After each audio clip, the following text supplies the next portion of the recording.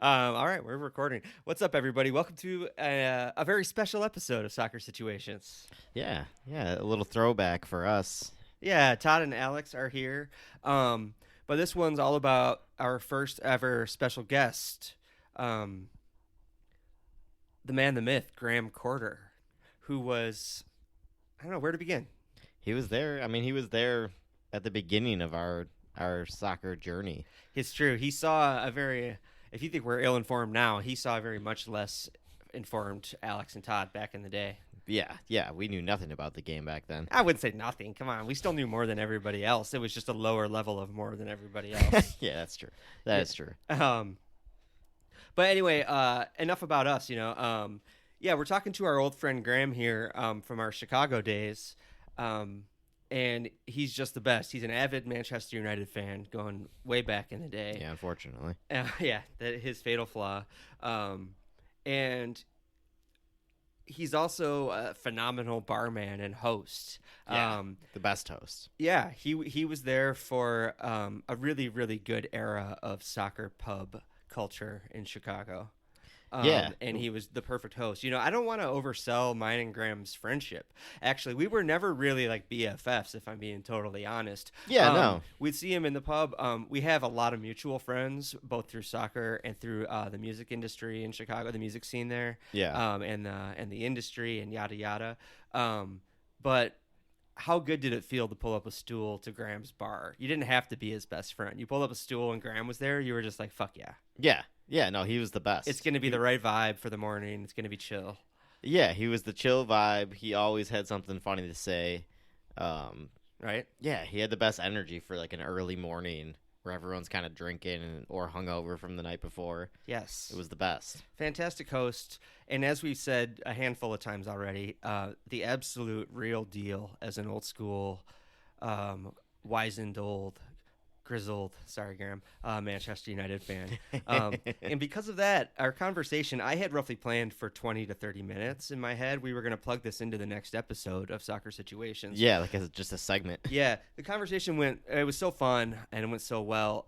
We decided to release this as a standalone special preview episode for the Liverpool Manchester United game this weekend. Yeah, because when we put this all together, we totally forgot somehow that game was coming up. Yeah. So timing was just perfect. Yeah, so thank you for tuning in. Listen to Graham, Alex, and I. Oh, yeah, sorry about this in advance. Due to some technical difficulties in wrangling a remote call-in, Alex's microphone gets a little bit sidelined on this, so you'll hear Alex hollering in the background like a lunatic. We were a little worried about it as we were recording, so I didn't interrupt too much. So it's mostly Graham talking, which is good. So that's how it should be. He's the special guest. Anyway, enjoy Graham and I recapping the resurgence, the revolution of Manchester United, and then predicting the weekend's game. Yeah. All right, y'all. Thank you. Enjoy it.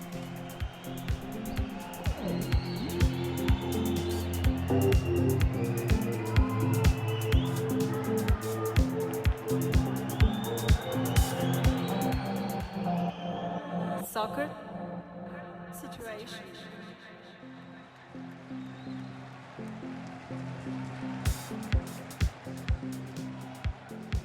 About an 8-minute walk from the bar.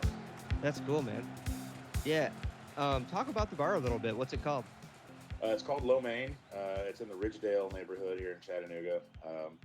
It's the gentrification hand has definitely got its claws on everything around here, but we were lucky enough to get a spot that and open it for less than an arm and a leg.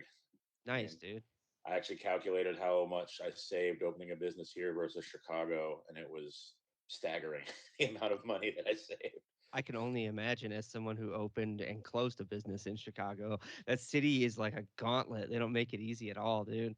No, my really good friend is opening a wine shop up there, and they're just throwing everything at them that they can, just hands out, like pay this, pay this, pay this. There's also you have to pay, there's the bribe, and then there's the tax on the bribe. So right. Yeah, it's wild. It's not a hospitable environment for businesses, that's for sure. Yeah, I was just up there a couple of weeks ago, and it was great to walk around the old neighborhood, but it's Yeah, it's But the best city at the same time, you know. yeah, like one day I'll get back up there, but for now, like it's pretty nice. When did you leave anyway, exactly? So yeah, we left in 2018. Okay. Yeah, came down here to start looking to open a business and get a house. And then property down here boomed. It's actually more expensive here to get a house than it is in Chicago right now, Wow. which is nuts. Yeah, so that's been crazy. But I was fortunate enough to had a friend who knew somebody that had an old house, and we refurbished the whole place and turned it into lo mein and got a little funky dive bar. I want to say dive bar. If you call it a dive bar, it's not a dive bar. But Sure. I mean, I'm actually drinking an old style right now. So Nice. I've got old style, Three Floyds, and Malort. So I've got my own little, bit of Chicago carved out down here, which is Oh, nice. that's perfect, man. Yeah, I've seen some pictures of the place. It looks really cool, man. Like, without a doubt, that's where I'd be hanging if I lived there. So, It's pretty congrats. cool, and we're real fortunate. I mean, we paid off our loan in a year and a half. Oh, So amazing. Are you showing games there at all? I am. It's Chattanooga's not as big of a city for that kind of thing. We've Sure. got our own soccer team here, Chattanooga Football Club, and it actually is fan owned. So Oh, cool. I got shares in that. I can't remember what league they're in. It's like NSL or something like that. Uh, it's something weird, but they're actually a lot of fun to go to. The team is exciting. I'll be honest that they're more fun to watch than the Chicago Fire ever was when I was living in Chicago. Yeah, it's a low bar, but yeah. Yeah, the but it's there's a lot of places that really embrace it. You see a lot of scarves everywhere. I mean, there actually was a Liverpool bar here when I moved here, and I tried to go watch games there, and they wouldn't even turn off golf for it. Oh, You know, wow. so they had their huge, Chattanooga Liverpool supporters, and no, they wouldn't even put the Liverpool game on. So it's just kind of weird about how things were. But Yeah, that's I'm interesting. getting a little niche following down at my spot where people who are, I've got some Irish expats and some people that are like, "Hey, you're gonna open up for the United game," and I was like, "Man, I'm up. So if you guys want to watch it, I'll just come down to the bar and watch it with you." It's Cool. kind of felt like it's been feeling like old small bar days here of late. That's amazing, Getting dude. up at 7:30 and people lined up in the cold waiting to get in. Yeah, yeah. Speaking of, I thought for a moment about trying to round up Andy for this call too. And I lost his contact info actually because I only had him on social media and I deleted my personal socials. So that was a bummer. But yeah, we I haven't tried to talked. go for a full reunion. That would have been great. I haven't talked to him in a while. I hope he's doing well. Yeah, I know he was moving around up into the Pacific Northwest last time I heard, like working making wine. So Yeah, I've seen him a few times over the years. When I had a cafe, he popped in from time to time when he was in mm, town. We actually watched the Liverpool Tottenham Champions League final together at High Dive because we couldn't get into Cleo's. Um, yeah, but that was pretty fun. But yeah, I think he always seems really happy when I talk to him. He's essentially living a nomadic lifestyle. Yeah, just learning to make wine and following harvests, I think. that's gonna be great. Right. Yeah, he's an interesting dude. That's cool. You guys are in the same city again. That's pretty awesome. Yeah, I mean, if I'm being fully honest, it's not like my dream. um, I was bummed to leave Chicago, but I was broke and kind of just treading water there, not really getting anything done. Um, I want to go out to LA, I think. Yeah. Um, and the idea is to come here and really kind of focus and polish up this podcast a little bit and see if Mhm. we can get it up to a decent grade that we can make something of it. And then move out to LA and get another industry gig and see and push this on the side. That's my plan. Yeah, it's always weird going home. Like it's been. I won't say it's been easy being back in my hometown, but it's the opportunity was there. I mean, I could have never opened a business in Chicago, and then like you said about treading water, I just didn't want to end up being that like bitter old bartender, just Yeah, yeah, yeah, yeah. Exactly, dude. You see it happen to so many of your friends when you're in the industry. yeah. And I love them all. It was not where I needed to be at. Yeah, exactly. It's not an indictment of the people that live that life or anything like that. Um, but yeah, I don't know. I completely understand your decision. As someone who loves to be in bed by like 9 o'clock, I would not want to be a bartender, just an industry like grunt for, into old age. Oh yeah, I mean, I still work behind my bar, and I've got 2 late shifts, and it's Oh, you're still pulling late shifts? just the two. It's grueling. That's funny. it's all I can do to stay awake by the end of it. Yeah, I staged with Paco at Big Star, and because I was going to be looking for bartending jobs out here, I actually and saw him when I was up there like a couple weeks yeah, ago. he mentioned that. I was considering roping him into this conversation too. He's shy about talking, I think. He But doesn't want to talk about um, but anyway, he's such a baby. He's always out by 9. He's like Yeah, good for him having that. basically That's what I'm working towards right now. It's just not being there late, you know. right. That's it's funny how that becomes the dream once you get a little bit older. Just don't want to That's the be here best. that late. Yeah, you guys have fun, do your thing. Yeah, right. Um, all right, so coming back around to Manchester United, I kind of broke the notes up into 3 broad categories. Yeah, I've got them. Yeah, okay, yeah, that we're Pulled going up to there. talk the history of the rebuild. Obviously, we're talking post Ferguson, Mm, and then chapter 2 will be kind of your current impressions of where we're at, how it stands, and then we'll look forward a little bit. yeah, Pretty basic story structure here. notes for myself here. So Awesome. Yeah, as you can see, I did a pretty rough outline. I didn't put a ton of time into it, but yeah, I think I just didn't want to miss any really obvious topics. Let's start with a little bit of the history then. In my impression, the club tried to do the right thing when Fergie retired and find kind of a grassroots style manager that was going to build young talent up. Right? Was that what Moyes was supposed to be? yeah, I mean, I think that also Ferguson, he was excited to get another Scotsman who was, he put a lot of work into Everton, put them into some decent positions at times. Yeah, I It say that with all respect for David Moyes. That Everton was fantastic under his leadership. and I honestly don't think he got the fair shake he deserved. I mean, he was they gave him 7 months, not even a whole season, and the only player that they allowed him to bring in was Marwan Fellaini. I mean, Yeah.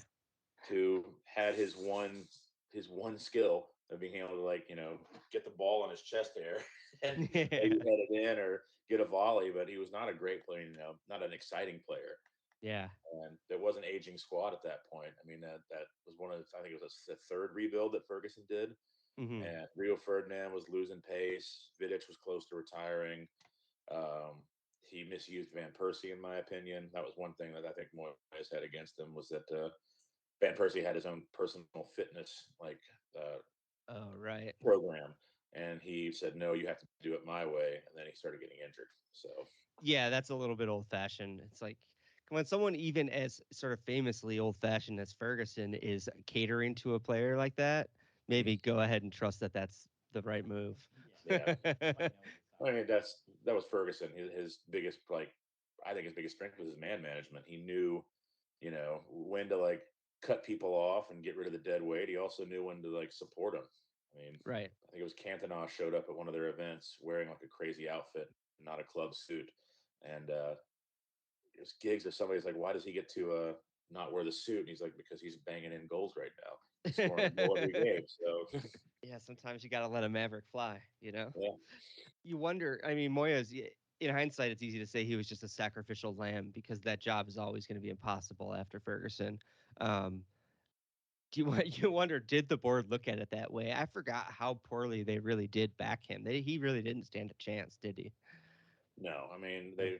he was handed an old squad that wasn't his. He got rid of the entire backroom staff, and I don't know if that was him or the board, but there was a lot of people there, and it didn't work. It was like putting a square into a round hole. It just was not going to happen for him. And Right. I think if they'd actually backed him and given him a little time, it could have been all right.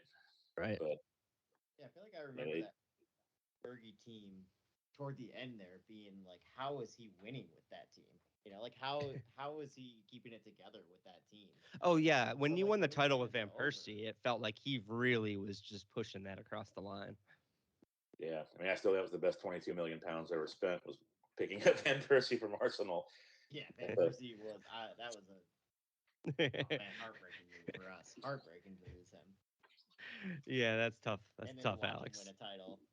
Yeah. Have to give him a And be guard of real honor. smug about it. Have to give him a guard of honor on, I think, on our pitch. It was a it was a strange it was a strange purchase at the time, but I mean, he knew that like he had one more chance to win the title, and he needed that striker at that time. Right. And then he had some good years at United. Like it was only that first year I think that Van Persie really was, what's it, 25, 27 goals that he Yeah, that one scored. season, he absolutely everything he touched went in. Yeah, he put everything into that season to get the title. Yeah, let's move down the line a little bit faster. Yeah. We've got a lot to talk about, I guess. So, Von Hall, um, give me your general impression when he came. Obviously, this move, rather than kind of a working class British manager, now we've moved on to a really big name continental manager. I mean, he's one of the like I could say he's one of the Dutch masters, even though his systems were never quite what a lot of other Dutch coaches were with the total football. He was really embracing that five at the back, having two strikers up front with an attacking midfielder behind him. Again, they gave him a lot of tools to use, bringing in Angel Di Maria for one, and then Falcao. Unfortunately, I don't think he did was the right choice. I think he was too stubborn to be in the Premier League. We had some big wins, but I mean, you've got somebody like Di Maria who just won the Champions League, and then putting him inside of a midfield diamond where he wasn't comfortable playing. It's just a waste of money and a waste of talent. Right. I think ultimately he was just too stubborn for that job. Marcus Rashford came out this week complimenting him. Did you see that? I did. I mean, I do respect the fact that towards the end, like the end of his tenure, he put the youth forward. I Yeah. mean, given Rashford his starts and like those first four goals he scored, in the Europa League and then again against Arsenal were huge, and like you could tell there was a special talent there and just a natural goal scorer. And then bringing Jesse Lingard forward, um, and then picking also signing Martial, who at the time, like I mean, his first goal against Liverpool was one of my favorite goals ever scored. If you remember that one. Yeah, I remember that one. Yeah. Alex and I are both still big Martial fans. I think kind of both sad for him, but happy it didn't work out at United. Yeah, exactly. But yeah, I think we both still rate that guy and kind of wait for him to come good. I feel like he should have been amazing. Yeah, and I think that the current manager, when he's fit, is using him properly. Like between him and Rashford, they've been moved back and forth between the center and the left, and then on the right, and then also forced to work with the larger name strikers, which has kind of stunted their development. I think. I mean, it helped in some ways, but like Ronaldo and Zlatan, but again, like these were the talents that were coming up, and we should have been embracing them. And that brings us on to Mourinho, a guy famous for bringing up young talent. He was never he was never going to work at United. It's No, just too, I remember Paco. I'm gonna call Paco out being excited about it. He's like, "Man, I always hated him, but now I love him." I'm like, dude, this is such a mistake. This is the train wreck waiting to happen. oh, and bringing Pogba back for that fee. I mean, I know he wanted to have a marquee signing. Bringing Zlatan in on a free was probably the best thing that he did. I think. Smart, yeah, Um, he's a brilliant manager, but he just loses the plot, and it's that third season curse for him. He just can't get past it. yeah, yeah. He just loves to complain in public about every little thing too. If he's not getting the backing of the board, I do think that the board it was one of the biggest things that we had a hard time with. Like you can't replace David Gill after he left during Ferguson's tenure. Sure, We just couldn't recruit anybody big names, or sure. if we did, we were paying double what we should be paying. Yeah, recruitment is just getting more and more cutthroat season by season with new superpower rising every season. It's just Yeah, the money insane being these days. injected in the game is not. But yeah, the real problem with Mourinho is once things start to head south, it's just he takes everything down with him. He is Yeah, definitely like spraying a gas can around the offices. yeah, and it's Um, not his fault. It's never his fault. no, no, never. To be fair, I thought he made more sense at United than he did at Tottenham. That was even more just batshit insane. Oh yeah, that was just a disaster, an absolute disaster. Did you end up watching that All or Nothing? Was it All or Nothing that covered Tottenham? Tottenham, yeah, Yeah. they did it before. I tried. I couldn't do it. It was so cringy at times. Cringy is what I was gonna say. The way Levy was like simping, following Mourinho around like a little puppy was so embarrassing, dude. I mean, I can't believe he's still at Tottenham, but I'm kind of glad he's there because they'll never win anything as long as Levy's there. It seems like it. Seems that way. Yeah. It's beautiful. Yeah. And from Mourinho, you went to an interim and then permanent Solskjaer. This one was a roller coaster too, huh? Yeah, I mean, he came out and I think he was doing the right thing with the attacking football. Tactically, he was not. I mean, he had his games where like he'd have these moments where you're like, oh, he actually he's making some changes. He's doing things. I mean, against Paris Saint Germain in the Champions League. I mean, that win against them was probably one of the most fun games I've ever watched. Um, but again, he didn't have the backing of the board, and I do think that the reason he got sacked was because they put Ronaldo back in, and he Sure. had built. He had these young players that were all, the Greenwood, Martial, and Rashford in the front, and just front three Clicking. that can just like, rotate. You know, Yeah. at, Yeah. Then you crammed Ronaldo back into the middle of that. I mean, he scored a lot of goals that last season, but at the expense of I think a lot of other people having goals and assists. It went from being a team to give him the ball. Yeah. You know, Rewinding a little bit, when Solskjaer first took over when he was still interim, did it piss you off at how instantly amazing Paul Pogba got for a second? Because I feel like if I was a United fan, I would have been furious. Like he was obviously on strike under Mourinho, right? well, I also think too that like you watch Pogba at France and like see his best position, like he's not a pivot. He needs to be a box to box midfielder. Put him in like a midfield three on the left and just let him go. And he's I mean his range of passing is insane. Like he Sure. became such a better player. Okay. Yeah, That's a has a that's lot a, of body. that's a healthy way of looking at it. Yeah, I was much more cynical, just like that motherfucker was just trying to push Jose out the door. I mean, he definitely was, and but I think that he was shackled tactically by Mourinho, and he had a hard time like doing the jobs that he wanted. Mourinho wanted him to stay back and be like a pivot, a pivot in that 4-2-3-1. Yeah, that's a Yeah. that's exactly the kind of reasonable take we got you on here for, Graham. Thank you. Yeah, Mourinho was Uh, an interesting experiment. All right, let's go on to part two. Current times. Um, I have here on the headlines or bullet points early impressions of Ten Hag. By that, I guess I mean the time leading up to signing him and kind of his first impressions and coming into the club before things started rolling. I mean, what he did at Ajax is insane. Like going to the semifinals, beating. I know he beat he beat Real Madrid 4-1 at the Bernabeu with Yeah, that team, and that team was there was a lot of good players, but he had trying to think of some of the experienced players he had, but mostly like young kids, and he just had them drilled.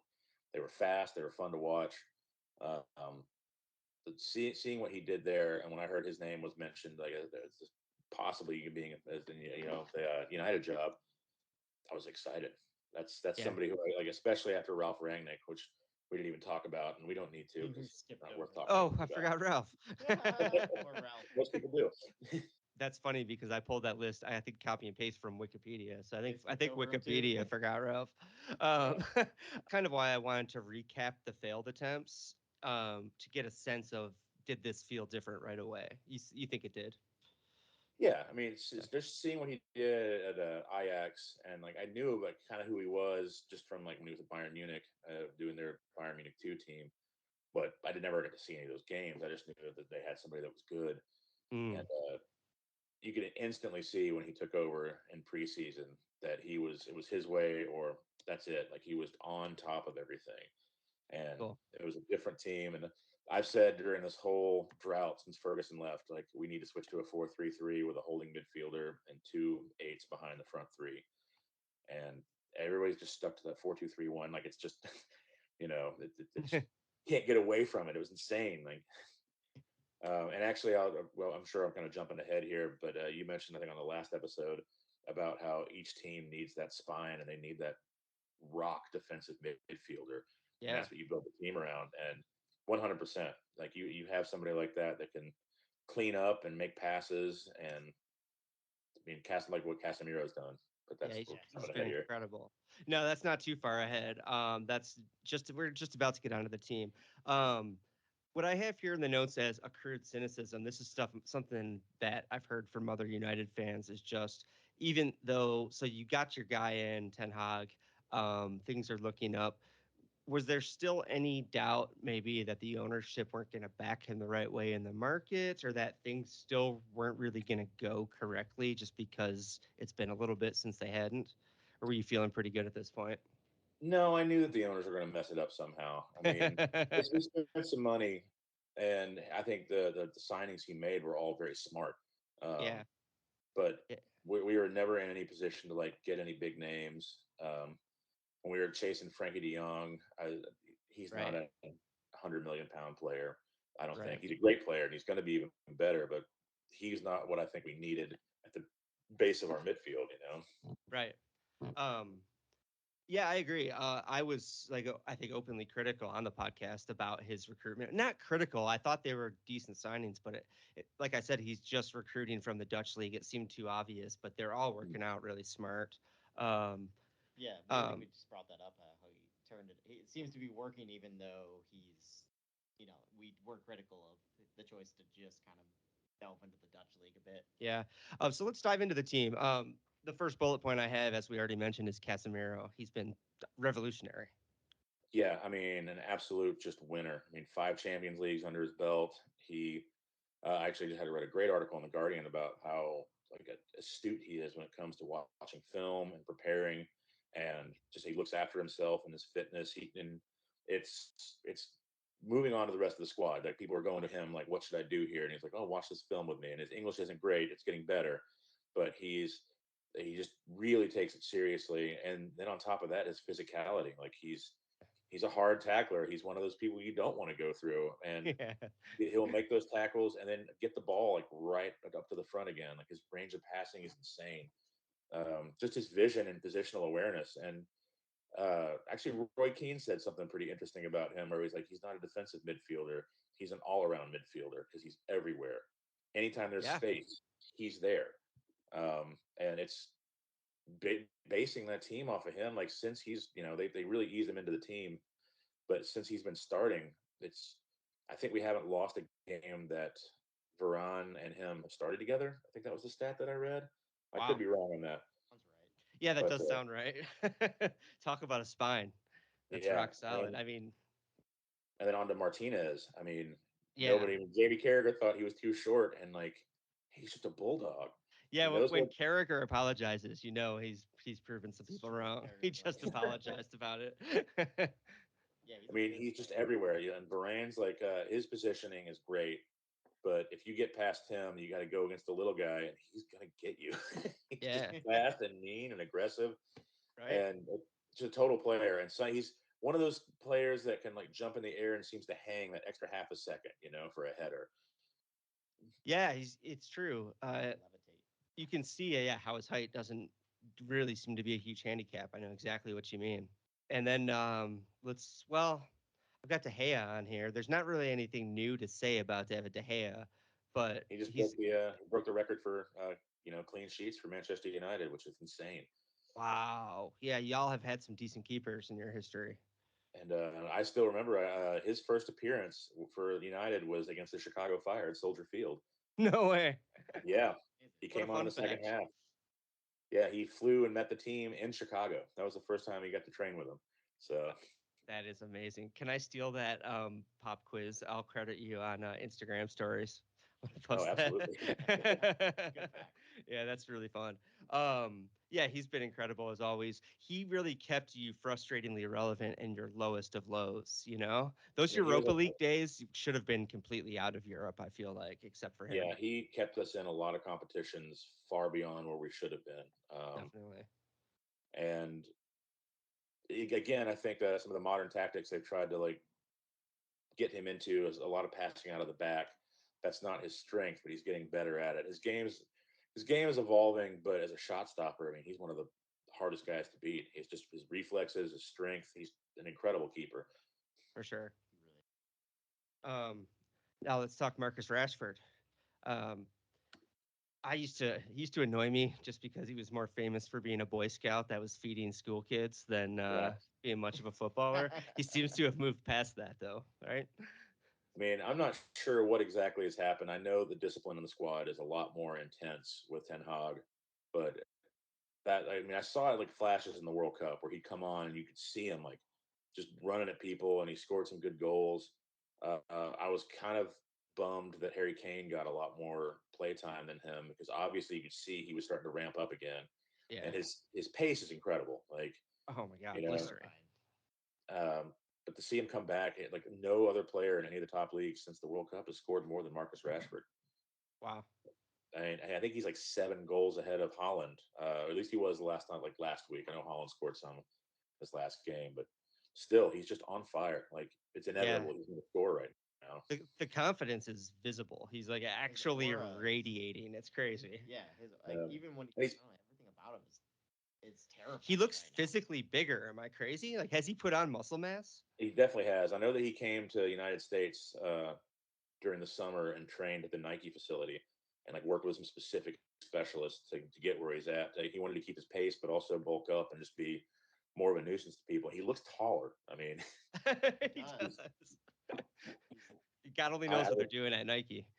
yeah, their secret lab. I would hate to be a defender and face him right now because he's either going to get past you or get around you. Like especially with the midfield behind him right now. That's when the biggest change is having United all of a sudden has a strong midfield. Even Right. even Fred looks good right now. I mean, Yeah, that reminds me of I asked Graham to do his BBC Liverpool Manchester United combined Combined 11. 11. I didn't look at it. I saw you sent me it. I thought we should look yeah, at them and compare each other's live here. I thought that'll be fun. Yeah, that's So good. we'll do that when we're done breaking down the team here. yeah. So after Rashford, I've got Garnacho on the list as kind of story of the season. Um, he looks pretty fantastic. I can't say I've seen enough of him to really break down his play, but playmaking looks really dangerous as a goal threat as well. He made a huge mistake bleaching his hair, but aside from Oh, yeah, it's that, terrible. It's a terrible haircut. He's come out and like coming up from the youth program, and just seeing him run at people, and when he first came out, I was like, he was as a sub. He scored some goals, and Ten Hag was quick to shut him down and be like, "You're not the finished article yet. You need to Okay. work harder to be where you're at." And you could see like in his celebrations, he's toned down a little bit and focusing. But I mean, he's got blistering pace. He can beat a man. He's great to put on as a sub, and like we saw this over the week or against West Ham yesterday. Yeah, yesterday. Oh yeah. Yeah, he scored an incredible goal. Like just a great first touch on that ball, and just the defender. I mean, that he should probably never play in the Premier League again. That was just terrible how he laid off of him and let him hit Yeah. that curler in. Yeah, But yeah, I mean, he's another weapon in that front three that's just terrifying with the pace. yeah, man. Um, yeah, I'm jealous. He looks great.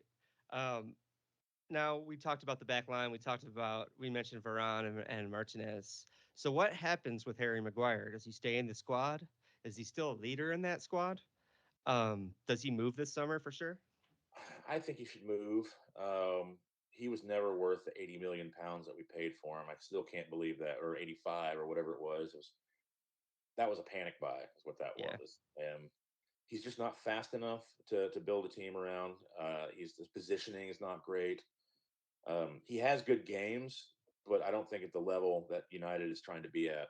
Um, he's not a Virgil van Dijk. He's not somebody that like leads that whole defense. He might be great in the dressing room, but I think it's time for him to go. It has been. I gotcha. think Leicester would be happy to have him back for 20 mil. Yeah, there you go. I mean, Seems it'd be smart business for them, honestly. yeah. Yeah. All right, let's break down the other Ten Hag signings. I don't know if I missed anybody here. Feel free to add to this. And we've talked Lisandro Martinez a little bit. How about Malacia and Anthony? I mean, Anthony's got one trick. He's kind of like Arjen Robin. He can cut in and he's going to use that left foot and take a shot every time. Is he But good he's enough? I think he'll develop. Okay. I think after a year in the Premier League, I want to see him do better. I mean, I saw flashes of it at the World Cup when he would get on for Brazil. Um, he's got great pace. He's tricky. I think the biggest trick for him or challenge for Ten Hag and the coaching staff is to get him to calm down a little bit and look up for his teammates more. Okay. Um, but these last couple of games where he's been benched and you see him come on, he's made an impact. So I mean, I don't think he was worth the amount of money we paid for him, but I think he will come good. And we desperately need somebody on the right side, especially after Greenwood did whatever he did. So Yeah, right. Right. Allegedly. yeah, Um, cool. Are there any gaps in the squad conversation that we missed or I mean, I feel like that one of the biggest things he's going to have to do over the summer is get another striker. Okay. Like Weghorst has done great being like a link up player for Rashford and the pacey, like the pacey, players. And then also it's kind of nice to see how happy he is to be there. Like he's really just Sure. like I was at Burnley. Now I'm here. I'm winning the actual silverware. How did this happen? Yeah, that's pretty wild, right? I mean, he Yeah, had some success in Germany in between, right? a little bit, yeah. Yeah. But yeah, no, it's always great to have a player that is grateful to be at the club, right? Yeah. Yeah. I'm Making not the sure money. who they will get. Of course, Harry Kane's name pops up all the time, and I think that'd be a waste of money. I'd rather have somebody that we can develop. And it's Yeah, Absolutely. completely. So I forgot I had Erickson. further notes. Erickson and Casemiro. Casemiro's Casemiro we obvious. talked about. Yeah. yeah. But And How's it? Erickson, talk about a great signing for on a free. Yeah, unbelievable. I was so salty he didn't go back to Brentford. me too. Me too. Yeah, he changed that team. Like it was great watching him there. But United offered him a lot more money than Brentford could afford. Um, he actually fit in a lot faster than I thought he was going to, Sure. and seeing him play a little deeper was not what I was expecting. But again, like the link play between like Casemiro to him to Bruno to the front, it's very fast. Like it's good to watch the midfield. And I have to say that like since he's been injured, Sabitzer was a smart loaning. Yeah, He's gonna get a goal or two. Like he's always looking to shoot from distance. But definitely. He's got a belter, dude. yeah, Um, let's talk real quick about potential ownership changes. Obviously, you're one of the more vocal fan bases in terms of wanting your ownership out. However, are the options on the market that can afford a $5 billion team any better? I Um, mean, yeah, give me your thoughts. I don't want to. I, I personally would not like to see any of the Qatari like conglomerates come in.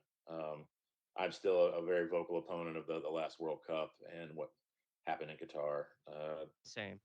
It was just nasty. Just the whole thing is just nasty and too much money, no sense, no compassion. I feel that if one of them buys United, it's just going to be a plaything, and it's going to put us back into a worse position where, we have all that money, so we start signing all these players, and there's just no. It's taken this long to get like a team together that actually seems like a team, Right. and you know, I don't want to see that happen again. I think Ratcliffe would be the better choice, but I don't think he wants to spend the $6 billion they're asking for. And honestly, the Glazers don't need to sell. Right. I mean, we Yeah. all want to see them go. Yeah, everyone wants to see them go. Do you think fan anger can stay high enough to push them out while there's success on the pitch? Because I know, we like to have our integrity and our morals, and there's a lot of virtue signaling out there. But if you're winning titles again, it's so hard for enough people to stay mad, right? Yeah, I mean, there was the Manchester United Supporters Trust, even when Ferguson was still winning. The green and gold scarves. Everybody was like wanting Glazers out because the model of business that they do, that leverage buyout, and the amount of debt they put on the club is unsustainable. Right. Um, it's amazing that it's lasted this long. So to see somebody that's a little more financially responsible, and then to address Qatar again, like ethically responsible, Right. I uh, I would prefer to see that happen. But I don't think they're going to sell. I think no one's going to meet their $6 billion valuation. Yeah, it's starting to look that way. Um, did you see the news about Newcastle and their ownership issues that came out this week?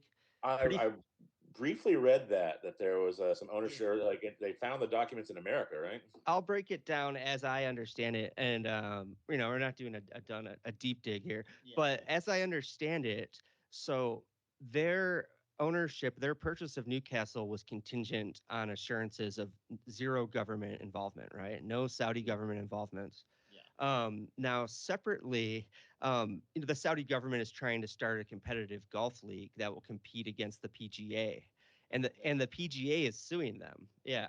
And now the Saudi government has stated that chairman, I don't have his name in front of me here, I'm a bad journalist, but they stated that he cannot be compelled to testify in the golf case because he's a sitting minister in the government. So that directly Oh, I conflicts see. with the Yeah. Newcastle Okay. purchase. So because of this golf lawsuit, the Newcastle purchase is like kind of up in the air, being questioned again. There's nothing official happening. This is kind of just coming out, but it's funny, right? I I mean, mean, there's it's funny when we know this is all so obviously a joke, and so there's It's no so easily separation at obvious. all. But there's just so much. There's like a cartoonish amount of money that's going on with like yeah, Newcastle and with Manchester City, which I mean, we'll see what happens with them with their financial fair play. I mean, when you right. have over 100 counts, breaching, like it's something's going to happen. I think that they're going to be the ones that get made the example of. Yeah, the investigation took 4 years for them to bring it public, and with over 100 counts, you feel like some of that has to be airtight for them to take that much time and bring it. Yeah, oh, Uh, absolutely. we can only hope. It's funny that we're old enemies, Graham, but somehow we've become like I'm not gonna even say like begrudging friends, but there's a bigger enemy. It's very Game of Thrones, Yeah. Lannisters and Starks, and meanwhile we have the fucking army of the dead over here to deal with. Yeah, I mean, I just yeah, even they don't even sell out their stadium. Right. There's a lot of plastic fans. I see a lot of like Manchester City jerseys around here, and I've been joking like, where did you go to charter in your Chelsea jersey to get that? Like The nobody funny has thing, any deep roots to it. I really experienced the emergence of the Man City bandwagon when I was living in Texas. That seems to be when they really were taking off, or down there at least, because I think it was a new fan base in general in Austin. So, a lot of bandwagoners, and every single one of them had a story about how and why they've been a City fan for 20 years. It's like, no, dude, Just admit it. I Fine. we were around back then. I saw one City shirt I remember before the takeover in America. I saw it at the And it was Grafton, and probably it was old random. It British. wasn't even during a game day. I think it was just like a random old British guy wearing it. You know? Yeah, it's the amount of times I run into new City fans, and they all say Oasis. Oh, it's Oasis's team, so it's my team. It's like, are you really Ah, an Oasis fan like that? that's Yeah, that's right. an even stupider excuse. At least make up an excuse about your grandpa or something. Yeah. Yeah, um, it definitely is the evil empire. I mean, anybody who can spend 100 million pounds on Jack Grealish and yeah. then leave him on the bench for a season. I mean, it's All right, let's talk because when I originally asked you about this, it's funny that I didn't even realize it was Liverpool and Manchester United this weekend. But we have some bonus content to cover because of that. So let's talk team builds. Some here I have mine downloaded. You messaged me yours on Instagram, right? yeah. You'll know which one's mine because it's mostly United players.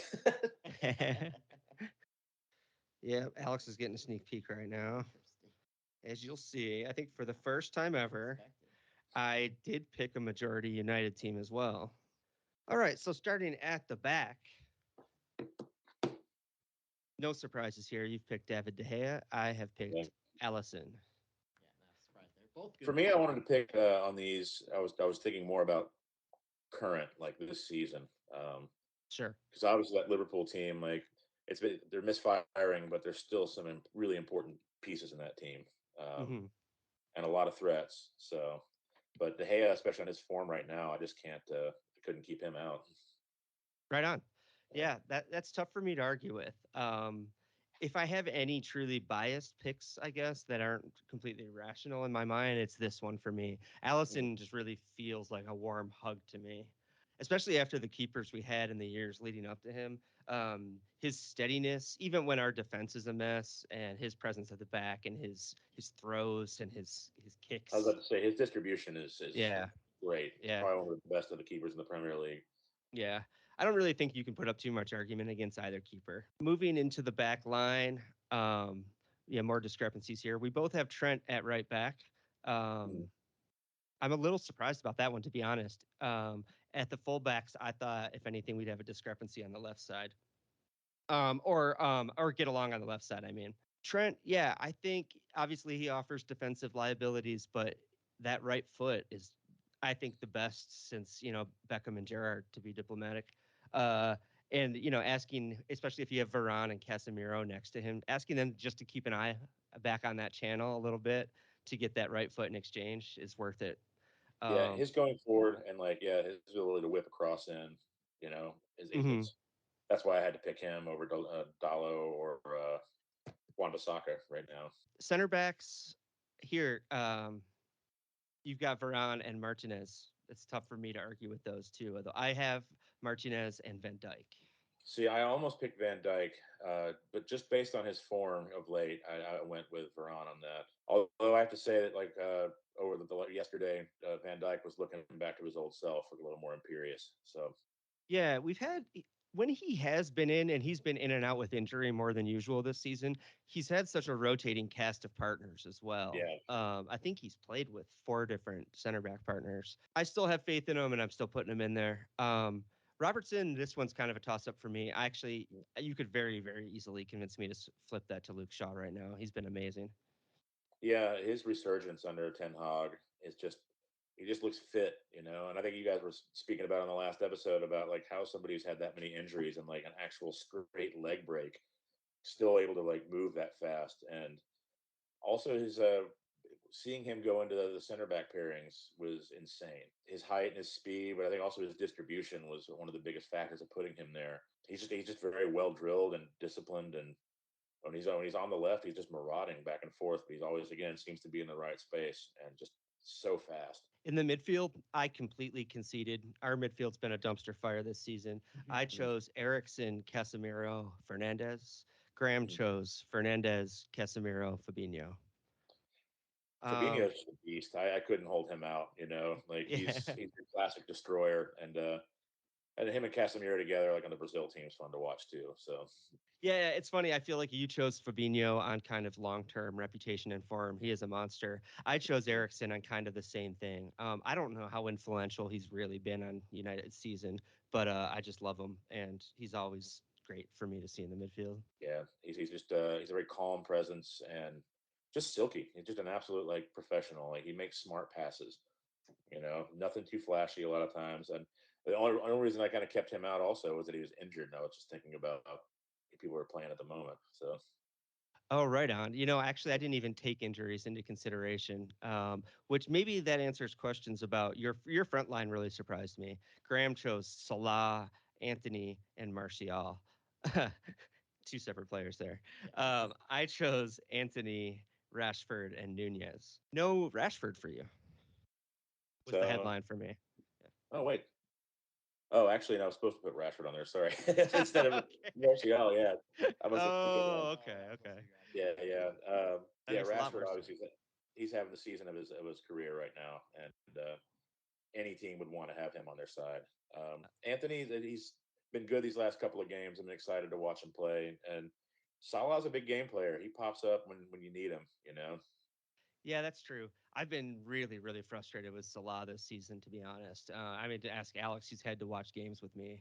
I'm just throwing my arms I up was in gonna the air say I knew constantly. Salah wouldn't be in Todd's team. His confidence isn't there. He's still bundling home a couple, but every time he's running into space down that channel, by the time he gets about 20 yards out, he pulls up his pace every single time and kind of looks for a play. He's not taking players on. His shots don't look decisive. I really think for you guys that losing Sane was a huge loss. Mane, He- yeah, I completely agree, dude. I think I was one of very few Liverpool fans, but I thought I wanted to see Salah out the door before Mane, 100%. yeah, Um, you think about a big game player. Mane is always going to be that one. That's just he's everywhere. You he's know. everywhere, dude. And not to even mention how much we would have got exponentially more money for Salah instead, too. Anyway, so yeah, we agree on Anthony. We agree on Rashford. I brought Nunez in as well. Mm, That was a tough call considering, y'all have a lot of a talent down the left, but I think Nunez has been criminally underrated and kind of memed this season. mm, He's had some notable misses that have been all over the internet, and his tally, I think because of his price tag, he was being compared to Holland in the preseason, and his Yeah. tally's nowhere near that. But for those that are watching him week in, week out, he has been an absolute monster, both in playmaking and build up, hold up play, mm. counter attacking. He's always making the right pass. And I think it's any week his finishing is going to click. And his goal tally isn't even bad. I think he's already in double digits in all competitions. Um, Yeah, I mean the memes have been pretty ruthless on the internet, but I don't think that they're necessarily warranted. Like, Yeah, no, I uh, think the internet's got this one wrong. I think Nunez is absolutely going to come good core attacker for me at the moment. Relatively balanced mix in the starting 11s here. mm, I think there are some surprises in where we flopped, but it's a interesting exercise. let's talk about the game itself. Do you want to just do a score prediction, or do you talk about it in depth? I don't. I think my brain is telling me it's going to be a 2-1 win to United, and I think Okay. that you guys are going to score first. Okay. I think we played a lot of games, and going into this game, um, it's going to be tough. But yeah, I don't know. It's a derby. You never know what's going to happen. The That's hate true. is real. Yeah, the hate is real. That cliche exists for a reason. You know, Anfield is going to be an insane atmosphere. Both squads have enough new players that don't really know this environment as much. So who knows how they'll react? But it seems like the stage is set for Rashford to like make goddamn United history and have some kind of famous night. I would Yeah, say I really think that it's going to be a fun game because I don't see either team laying back. I don't think it's going to be like a game of chess. I think both teams are just going to go for it. And I think it's going yeah, to be end to end. yeah, absolutely. And no matter how well advised that might be for us right now, we just Klopp won't do it. Like Alex said in the last week's podcast, actually, like Yeah. Klopp just doesn't actually know how to play a conservative game. So it's going to be That's fun. one weakness he has. I think I predicted 2-0 United. Actually, I don't think we're gonna let you have your way with us. It's not gonna be like one of those talked about nights like we had that 5-0 at Old Trafford. I don't think it's gonna be that dramatic. I hope not. Can you tell I'm afraid of it happening just by the fact that I'm talking about it? um, but no, our defense is kind of coming back together. Virgil and Kanate have been reunited, and that's ideal for us. But your defense has looked good too, and we have showed nothing going forward. So I don't see us getting on the board at all.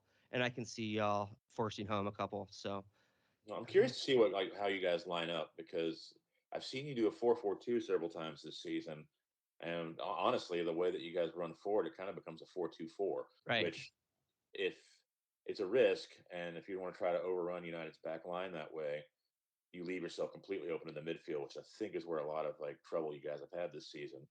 right. But if it works, it's terrifying because you've got a lot of attacking talent as well. I personally think he's going to go for a 4-3-3 against us. Yeah, I do too. My guess is it will be Fabinho, Henderson, and the last one's a roll of the dice, depending on who's fit and who he trusts in training from the week. Maybe Elliott, maybe Bacetic, maybe Milner. It could be a really conservative midfield. Who knows? I think Milner will be far too slow for that game. Yeah. Oh, for sure. I think Henderson is too. What was the game we just had played Milner Henderson in? Was it Palace? That was Yeah, disgusting, that dude. game I was. hope you didn't watch that game. It's one of the worst games I've ever seen. I watched it. It was awful. Yeah, it was There was barely more. it was barely a game of football. I can't think of a single incident in that game. I was at work, and I at one point I turned up, and it's just like it's still on. It's Um, just still going. I stood up when it was over, and I was like, I'm so mad I watched that game because I little did I know I was coming down with COVID. I hadn't tested at the time, but I just wanted to go to bed so bad, and I powered through it, and it was just 2 hours of misery.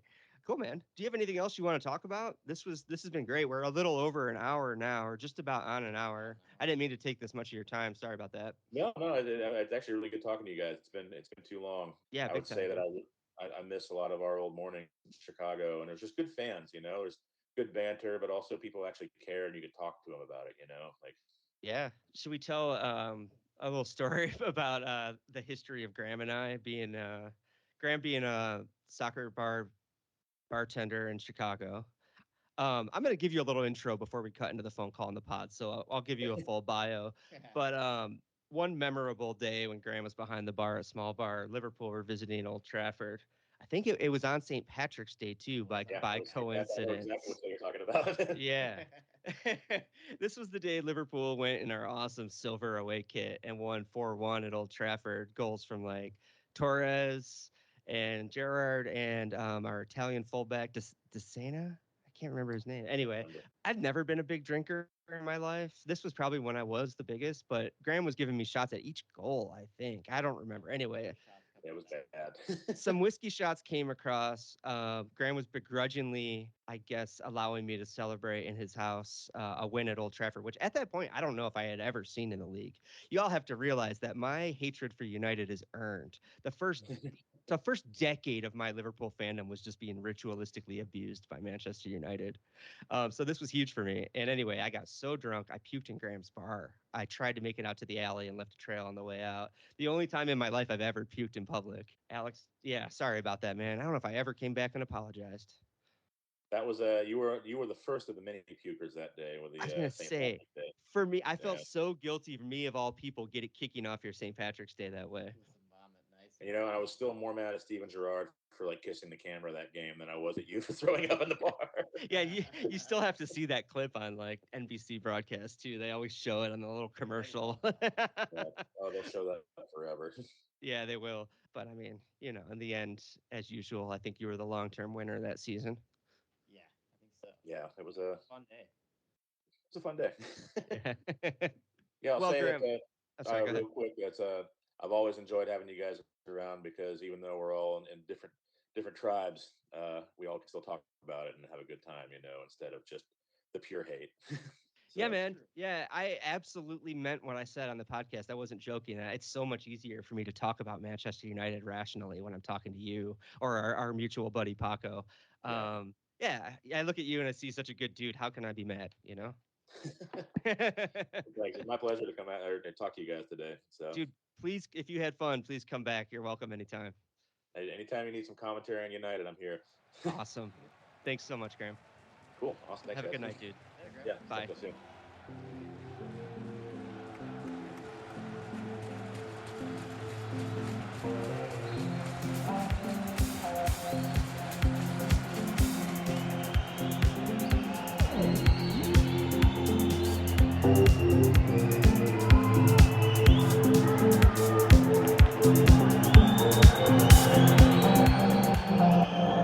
Soccer situation.